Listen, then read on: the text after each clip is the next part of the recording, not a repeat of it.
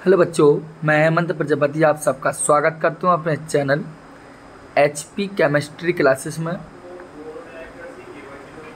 आपको जैसा कि पता है कि हम फिर के वही पुनः जो एमसीक्यू हमारे चल रहे थे नीट और जेई जैसे एग्ज़ाम हो या कोई भी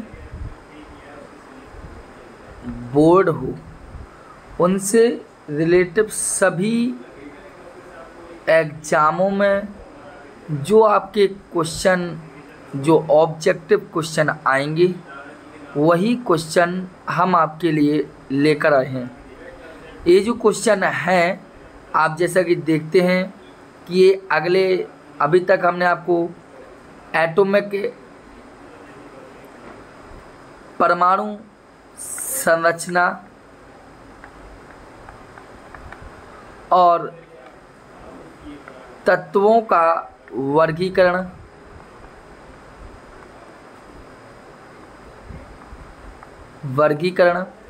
इन दोनों लेसनों के हमने आपको एमसीक्यू प्रोवाइड किए हैं। अब हम एक न्यू लेसन के एमसीक्यू पर हम बात करेंगे और ये एमसीक्यू जो आपको दिए जा रहे हैं, आप देख भी रहे हैं कि ये किसी न किसी ईयर्स में आए हैं, क्योंकि जब से मेडिकल एग्ज़ाम हुआ है या कोई भी आपकी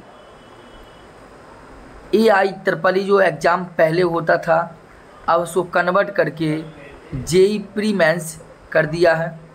जो आपका पहले मेडिकल में AIPMT एग्ज़ाम हुआ करता था, all India pre medical test, तो ऐसे सभी एग्ज़ामों की जो अभी तक कंडक्ट हुए, जो एग्ज़ाम आपके मेडिकल से संबंधित या IIT से संबंधित जो रिलेटिव एग्ज़ाम थे, उन सभी एग्ज़ामों में अभी तक जो क्वेश्चन आए, जैसे देखिए आप 1988 से उठाए प्रारंभ हुए हैं, इस लेसन से जो आए हैं वो सभी क्वेश्चन आपके हैं।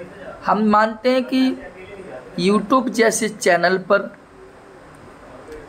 आपको कई प्रकार के MCQ मिल जाते हैं और बहुत ही ज़्यादा डिजिटल बोर्ड पर आपको हर तरीके से एग्ज़ाम क्वेश्चन PYQ स्पष्ट रूप से मिलते हैं।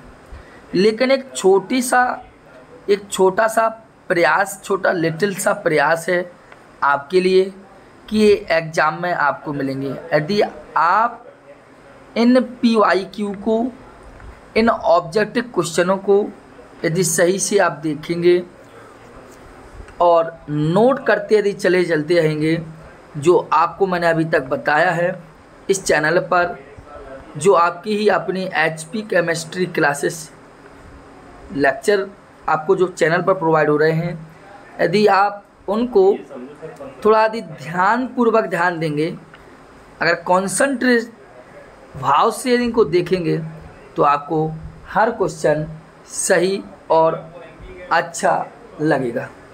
ठीक है, तो चलते हैं, हम एक एक क्वेश्चन पर बात करते हैं। काफ़ी बात हो चुकी है हमारी तुम्हारी आपसे, तो अगर हम वीडियो भी आपको सही लगे तो आप एक बार प्रयास अवश्य करना चैनल को सब्सक्राइब करने का या वीडियो को जितना हो सके उतना शेयर करने का। चलिए पहले क्वेश्चन पर बात करें। पहला क्वेश्चन कहता है एक कक्षक S और एक कक्षक है P। ठीक, दोबारा सुनना। उन्होंने कहा, पहला क्वेश्चन कहता है कि एक कक्षक आपका जो S है और एक कक्षक आपका जो P है, तो S ऑर्बिटल और P ऑर्बिटल इन दोनों के मिलने से क्या बनता है? तो आपको बता दें, इनके दोनों के मिलने से sp संकरण बनता है, sp हाइब्रिडाइजेशन होता है। क्योंकि आपको अभी तक मैंने जो हाइब्रिडाइजेशन का लेक्चर प्रोवाइड किया होगा, आप चैनल पर देख लेंगे, अगर चैनल पर नहीं मिलेगा तो आपका न्यू टॉपिक इसी संकरण से संबंधित एक दो कल आपको प्रोवाइड कर दिया जाएगा, ठीक है, जिससे आप देख सकें। तो मैं ये कह रहा हूँ, दोबारा कहता हूँ, क्वेश्चन ने कहा है कि एक एस कक्षक और एक पी कक्षक के बीच अंश छादन का कोण है। देखो यहाँ पर हिंदी मीडियम से ही एक क्लास ली गई थी, दी जा रही है आपको, क्योंकि इंग्लिश मीडियम से या इंग्लिश लेक्चर में आपको हर तरीके के लेक्चर मिलते हैं। तो मैंने यही जो क्लास आपकी प्रारंभ हुई है वो बिल्कुल हिंदी में है, जिससे आपको हर क्वेश्चन, चाहे कोई बोर्ड हो और चाहे कोई एग्ज़ाम हो, आप हर तरीके कर सकते हैं। संकरण की बात यदि करें थोड़े से बच्चे, जो संकरण का मतलब होता है कि दो कोई कक्षक आपस में मिल जाएं और एक दो नई प्रकार की कक्षक का निर्माण करें, तो इसे हम संकरण कहते हैं। अर्थात जो कक्षक या जो ऑर्बिटल बनती हैं वह ऑर्बिटल आपकी संकृत ऑर्बिटल कहलाती हैं, हाइब्रिड ऑर्बिटल कहलाती हैं। यहाँ क्वेश्चन हो जाएगा जो एक एस कक्षक और एक पी कक्षक के बीच जो बनेगा उनका कोण कितना होगा। तो पहले बात ध्यान देना, एक एस कक्षक हो और एक पी कक्षक हो, इनसे जो संकरण बनेगा वो बनेगा एस पी, और एस पी संकरण बनने से जो कोण बनता है आपको बता दें कि जो जियोमेट्री होती है, जैसे एक कोई बिंदु, एक एस पी यहाँ बनता है और एक एस पी आपका बनता है, तो इन दोनों के जो बनता है 180 डिग्री का कोण बनता है। एक आपका एस पी हो जाता है और एक एस पी आपका यही हो जाता है, क्योंकि एक एस और एक पी कक्षक मिलने से दो कक्षक मिली, अर्थात संकृत कक्षक दो होती हैं। जब संकृत कक्षक दो होती हैं तो संकरण भी एस पी, मतलब एक एस या पी यहाँ पर, एक एस पी आ गया, अर्थात 180 जीरो का संकरण आपका बनता है, ठीक है। यह जो संरचना होती है वो लीनियर होती है, अर्थात रेखीय होती है, ठीक।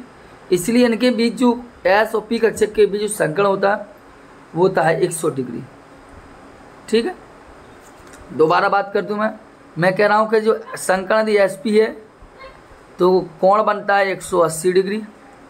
संकरण यदि एस पी 2 है तो कोण बनता है 120 डिग्री, क्योंकि समभुज कोण होता है, त्रिकोणीय होता है संरचना इसकी। संकरण यदि एस पी 3 है तो कोण बनता है 109 अंश 28 मिनट का, और संकरण यदि आपका एस पी 3 डी हो तो कोण आपका 120 भी बनता है एंड 90 डिग्री भी बनता है। तो इस प्रकार आपको जी आपकी संरचना होती है रेखीय होती है, इसकी sp2 की आपकी त्रिकोणीय होती है, इसकी समचतुष्फल की होती है और इसकी आपकी षटफलकी टाइप की होती है, ठीक है। तो इसका पहला जो आंसर होगा सही वो होगा आपका 180 डिग्री, ठीक है। आइए अब नेक्स्ट क्वेश्चन पर हम बात कर लें। जैसा आप देख भी रहे हैं सेकंड नंबर क्वेश्चन में यहाँ लिखा है, जो बात करते हैं समभुज आकृति में, तो अगर समभुज कहे और यह आपको ट्राइगोनल कहे, समभुज कहे या ट्राइगोनल कहे या हिंदी वर्ड में कहे त्रिकोणीय, ठीक। या तो समभुज कहे या त्रिकोणीय कहे या ट्राइगोनल कहे, इनमें से कुछ भी यदि आपसे कह दे तो आपको केवल ये ध्यान देना है कि त्रिकोणीय कहे तो मैंने अभी थोड़ी देर पहले बताया, पुनः बता दे रहा हूँ, यदि एस पी संकरण है तो संरचना होगी रेखीय, sp2 है तो संरचना होगी त्रिकोणीय, अगर संकरण हुआ आपका sp3 तो संरचना होगी समचतुष्फलकीय, ठीक है। तो आप ध्यान देना, समभुज कहे या त्रिकोणीय कहे तो आपके सामने प्रस्तुत है क्वेश्चन का आंसर कि समभुज कहेगा तो क्या करना है आपको। इसका मतलब है आपका बी जो राइट आंसर होगा, क्योंकि इसी में ही त्रिकोणीय बनेगा। क्यों, जबकि आप देख लीजिए, थोड़ा समझा देता हूँ, जगह ले लूँ मैं, देखिए। अगर sp2 संकरण है, कौन सा संकरण, एक मिनट, संकरण है सपोज दैट आपके पास sp2, तो क्या होगा, एक sp2a, दूसरा sp2a और तीसरा a, तो जो संरचना बनती है वो उस पर बनती है त्रिकोणीय। ठीक है, यहाँ जो कोण बनता है वो बनता है 120 डिग्री का, अर्थात संरचना कैसी होती है आपकी, त्रिकोणीय होती है। ठीक है, तो दूसरा त्रिकोणीय किसकी होती है, समभुज किसकी आकृति होती है, तो संकर्ण होता है sp2, अर्थात ऑप्शन V राइट आंसर होगा। ठीक है, अगले क्वेश्चन पर हम बात करते हैं।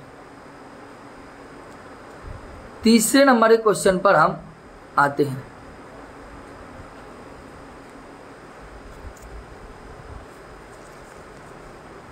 अगर तीसरे नंबर के क्वेश्चन पर हम बात करें तो आप देखिए, निम्नलिखित में से किस हाइड्राइड का क्वथनांक सबसे कम होगा, सबसे कम क्वथनांक किसका होगा। तो आप थोड़ा हाइड्राइड का क्वथनांक चाहिए, यहाँ आप देख भी रहे हैं AsH3, PH3, SbH3, NNH3। Nitrogen का देखो ये लिखा है आपका आर्सेनिक का हाइड्राइड, फॉस्फोरस का हाइड्राइड और एंटीमनी का हाइड्राइड और अमोनिया का हाइड्राइड, सभी के अलग अलग हाइड्राइड आपके सामने दिए गए हैं। तो हम क्वेश्चन आगे अगर देखें तो थोड़ा ध्यान देना, हल करते हैं हम यहाँ पर।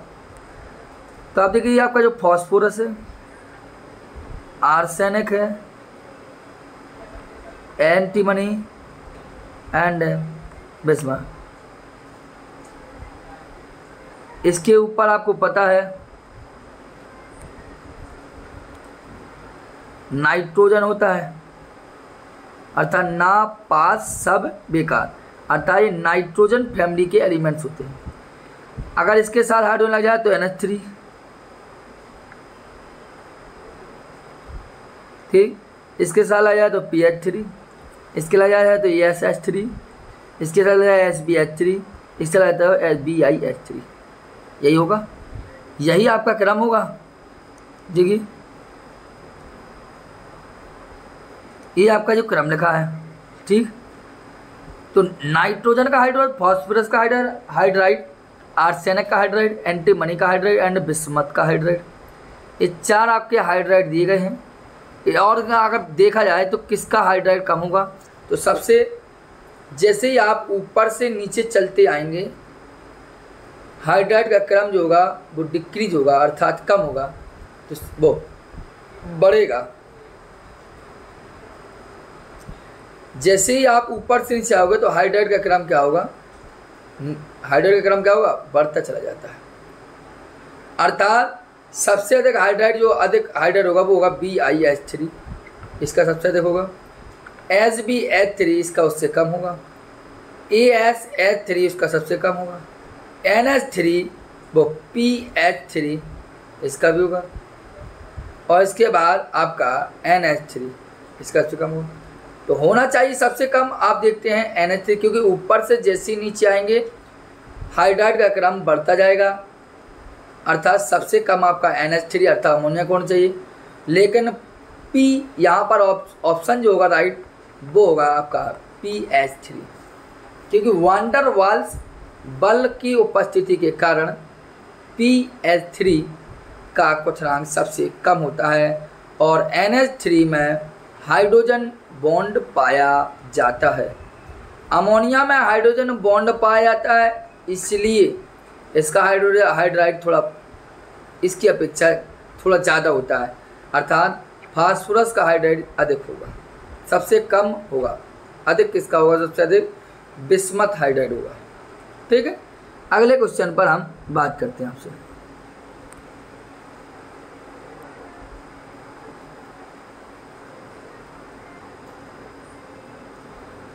चौथे नंबर पर क्वेश्चन की बात करें हम, तो चौथे नंबर में क्वेश्चन ध्यान देना आप। देखिए आपके मैं क्वेश्चन कराऊंगा 10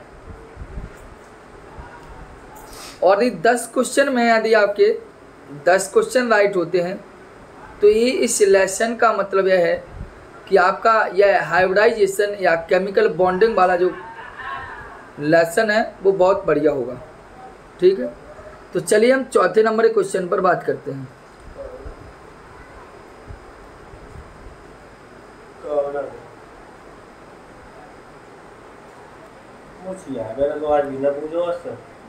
देखिए, अगर हम नए चौथे नंबर में क्वेश्चन में आप देखिए तो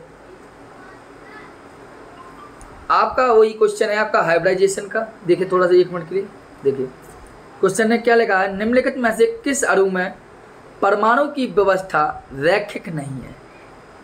क्वेश्चन ने केवल ये पूछा कि किसकी परमाणु की व्यवस्था रैखिक नहीं है।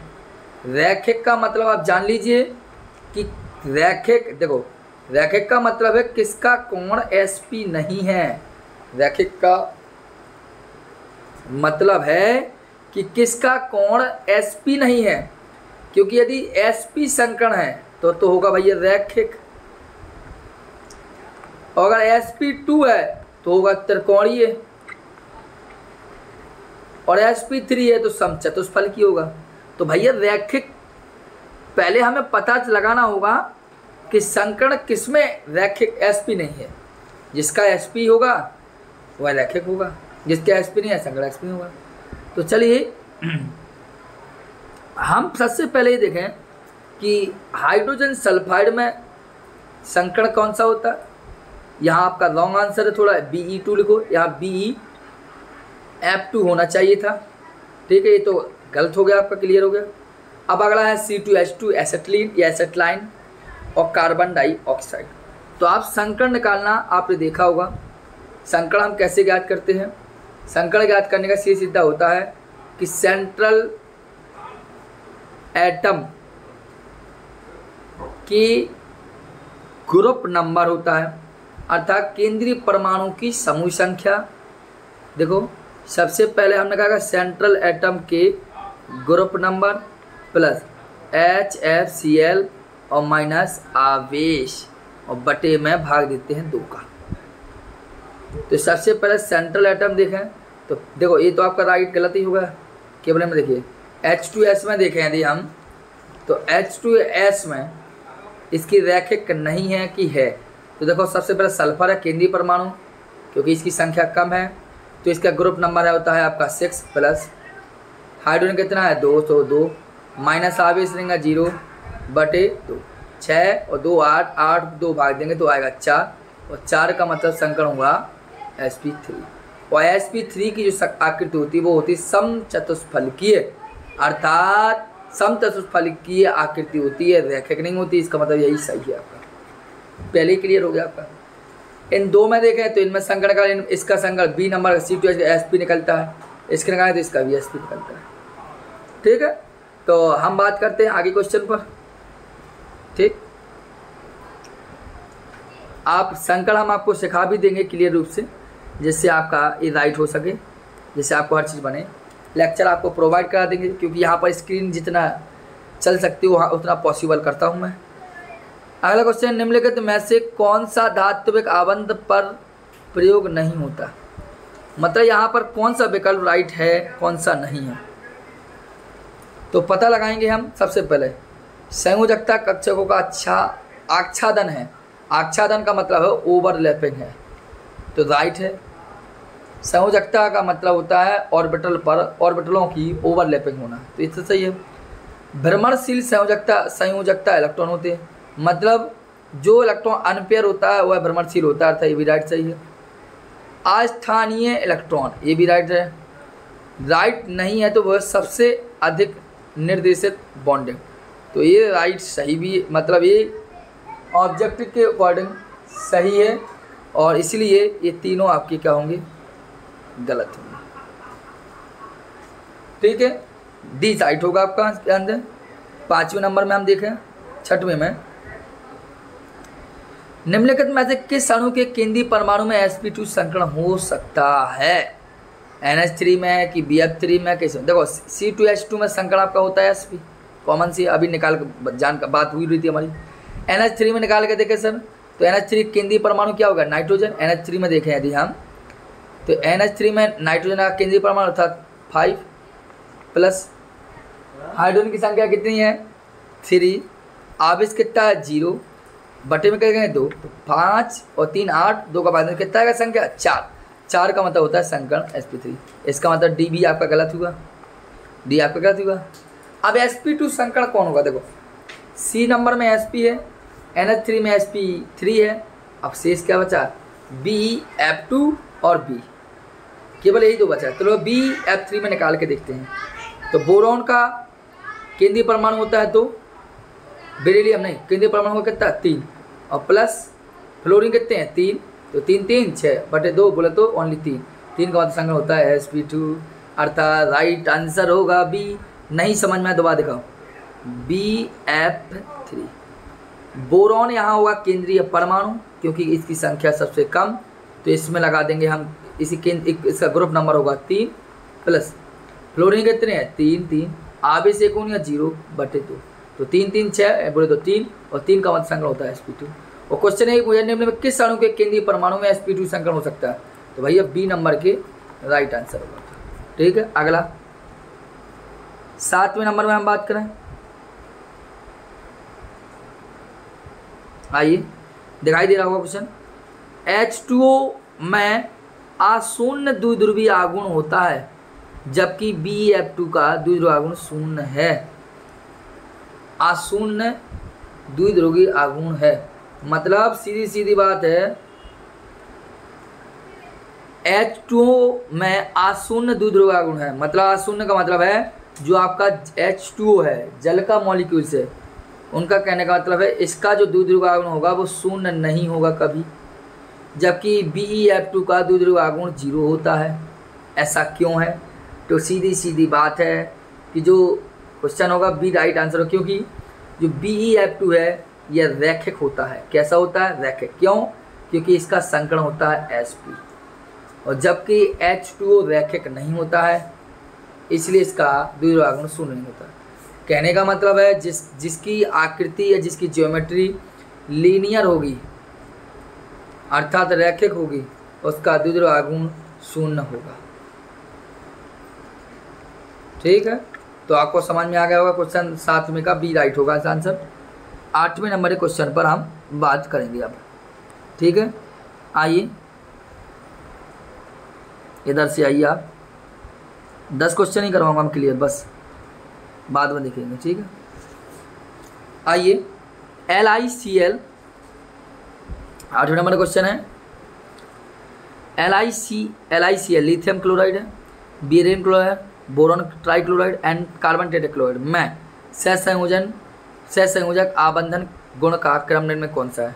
मतलब इसमें क्वेश्चन पूछा कि जो आपको दिए गए हैं ABCD, सहसंयोजन आबंध का जो क्रम है वो सही है कि गलत है, कौन सा सही है कौन सा गलत है, इस बात पर हमें बात होनी है। तो देखो सहसंयोजन सबसे अधिक सहसंयोजी होगा आपका, वो होगा CCl4, आपका C इसका राइट आंसर। मतलब यहाँ जो आपका LiCl है वो आपका जो CCl4 है ये सबसे अधिक, फिर इसके बाद BCl3 उससे कम, फिर आपका BeCl2 उससे कम, LiCl उससे आपसे कम। ठीक है, आप इनका संकरण ज्ञात कर लीजिए और उसी के अकॉर्डिंग आप निकाल सकते हैं। 8वां राइट आ गया आपका। 9वें क्वेश्चन में हम बात करें, 2 क्वेश्चन और देखना है आपको, अच्छे से पढ़ना है। कौन सा कथन सत्य नहीं है? कौन सा कथन सत्य नहीं है? तो पता लगाएं। सबसे पहले नीचे चलेंगे।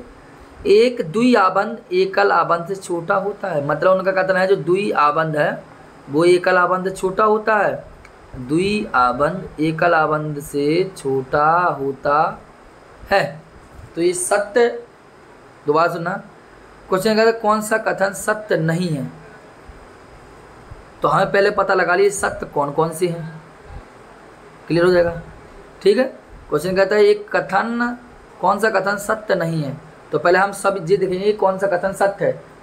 जिन सत्य नहीं होगा तो ये राइट आंसर होगा।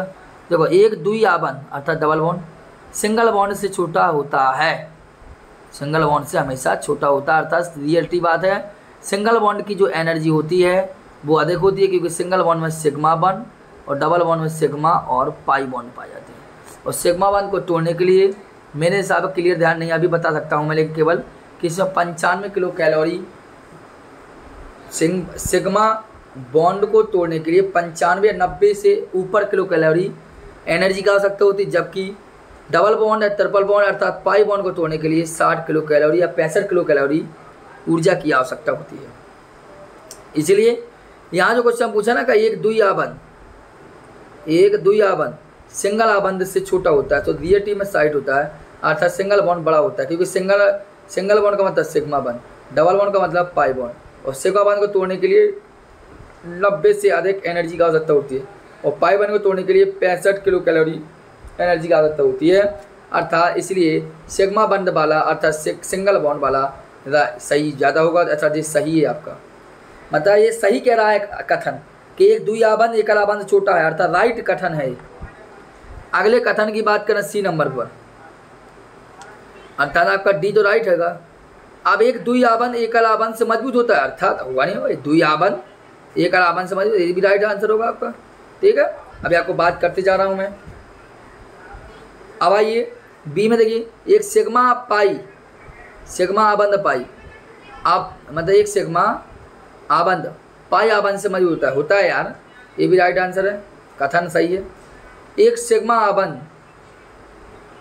आबंध पाई आबंध से कमजोर होता है, नहीं, यह आपका इसके अकॉर्डिंग सही होगा, अर्थात इसका मतलब ये सभी गलत होंगे, नमा राइट आंसर, यही गलत कथन है आपका, क्योंकि सिग्मा बंध स्ट्रॉन्ग होता है और पाई बंध आपका स्ट्रॉन्ग नहीं होता है इस बंधन में,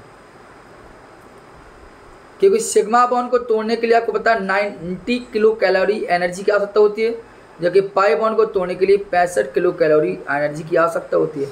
तो भैया सिग्मा बॉन्ड स्ट्रॉन्ग हुआ ना, पाई बॉन्ड वीक हुआ। ठीक, अब लास्ट क्वेश्चन देख लीजिए आप 10 नंबर का, और आपके इसके बाद क्वेश्चन हम बाद में आपके कराएंगे। कौन से एक में अधिकतम हाइड्रोजन आबंध है? तो कौन से में एक अधिकतम हाइड्रोजन आबंध है, इस पर बात कर रहा है। देखिए अभी हम आपको हाइड्रोजन बॉन्ड के बारे में पढ़ाएंगे भी, लेकिन एक बात ध्यान देना, हाइड्रोजन बॉन्ड फ्लोरीन, ऑक्सीजन और नाइट्रोजन, फ्लोरीन, ऑक्सीजन, नाइट्रोजन, इनमें सबसे ज़्यादा पाया जाता है। फ्लोरीन, ऑक्सीजन, नाइट्रोजन, इनमें सबसे अधिक पाया जाता है। जहाँ आपको फ्लोरीन मिले समझ जाना हाइड्रोजन बॉन्ड है, जहाँ आपको ऑक्सीजन मिले समझ जाना हाइड्रोजन बॉन्ड है, जहाँ आपको नाइट्रोजन मिले समझ जाना हाइड्रोजन बॉन्ड है। सबसे अधिक हाइड्रोजन बॉन्ड किस में आया जाता है? तो जहाँ पर आपका फ्लोरीन सबसे अधिक ऋण विद्युतीय होता है, इसलिए सबसे अधिक आबंध इसमें होगा। ऑक्सीजन उससे थोड़ा कम ऋण विद्युतीय होता है, इसलिए सबसे कम हाइड्रोजन आबंध होगा। नाइट्रोजन उससे कम होता है, इसलिए सबसे कम। अर्थात फ्लोरीन अधिक ऋण विद्युतीय है, इसलिए फ्लोरीन में ज़्यादा हाइड्रोजन आबंध होता है, ऑक्सीजन में उससे थोड़ा कम होता है, नाइट्रोजन सबसे कम, मतलब सबसे अधिक फ्लोरीन हाइड्रोजन आबंध बनाती है। इसका मतलब डी आपका राइट आंसर होगा, हाइड्रोजन फ्लोराइड राइट आंसर होगा। ठीक है बच्चों, हम आपको समझाएंगे भी इस चीज़ों को, डिटेलिंग आपकी व्हाइट बोर्ड पर लेंगे। समझ में बात आपको? आइए बताइए कोई दिक्कत हो क्वेश्चन में?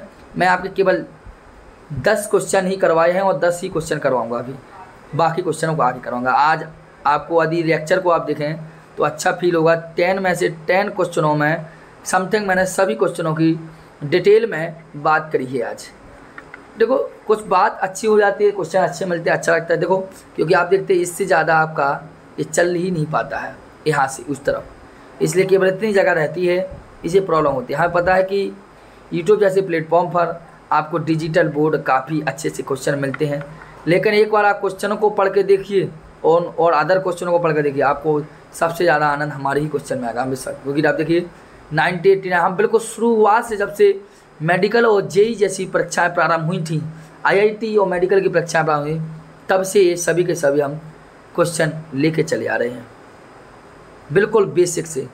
आपके परमाणु संरचना, एटॉमिक स्ट्रक्चर एंड इसकी यदि बात करें पेरियोडिसिटी, तत्व का आवर्ती वर्गीकरण, इन सब के क्वेश्चन करवाए हम। ये आपके काफ़ी गए, हम ज़्यादा देखें तो डिस्क्रिप्शन में लिंक भी दे देंगे, नहीं तब आप चैनल पर जाकर सर्च करके आप देख सकते हैं। डालना MCQ और लिख देना हेमंत या HP केमिस्ट्री क्लासेस, और या लिख देना #हेमंत। ठीक है, आपका क्वेश्चन क्लियर हो जाएगा। चलिए हम मुलाकात अब नेक्स्ट लेक्चर पर करते हैं। इन 10 में से 10 किसके सही है, 10 में से 10 राइट क्वेश्चन किसके हैं, कमेंट बॉक्स में हमें कमेंट करके अवश्य बताना। ठीक है, आइए नेक्स्ट समय टाइम पर हम पुनः मिलते हैं आपसे। ठीक है, तो धन्यवाद, जय हिंद।